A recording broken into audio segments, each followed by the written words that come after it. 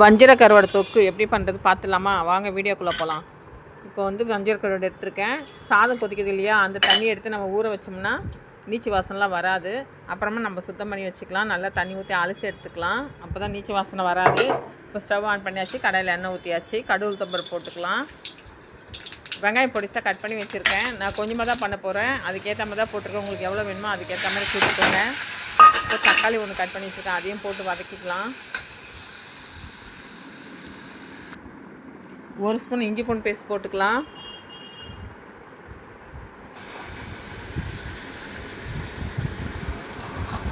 கொஞ்சமாக உப்பு போட்டுக்கலாம், ஏன்னா கருவேப்பிலை உப்பு இருக்கும், அதனால் உப்பு நிறைய போடக்கூடாது. சும்மா கொஞ்சம் போட்டுக்கலாம் தக்காளி வெங்காயத்துக்காக, சீக்கிரமாக வதங்கிடும். இப்போ மசாலா சேர்த்துக்கலாம். 1 ஸ்பூன் மஞ்சள் பொடி, 2 ஸ்பூன் மிளகாத்தூள், கொஞ்சம் எண்ணெய் ஊற்றிக்கலாம்.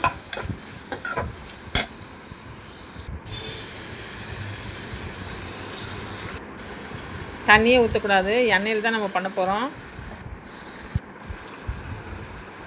ரச சாதத்துக்கும் சாம்பார் சாதத்துக்கும் அவ்வளோ டேஸ்ட்டாக இருக்கும். நம்ம தொக்கும் போட்டு பிசைஞ்சு சாப்பிட்லாம். இப்போ நல்லா கலரி விட்டுக்கலாம். இப்போ தக்காளி தொக்கு ரெடி ஆகிடுச்சு. இப்போ நம்ம கருவாடை போட்டுக்கலாம்.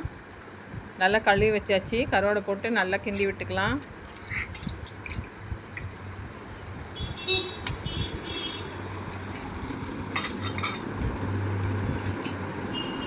அப்படியே வேகட்டும் ஒரு 10 நிமிஷம்.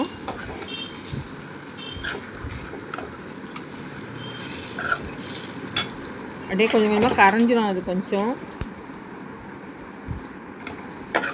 பாருங்கள், செம்ம டேஸ்டான கருவாடு தொக்கு ரெடி ஆகிடுச்சு. வஞ்சிர கருவாடு தொக்கு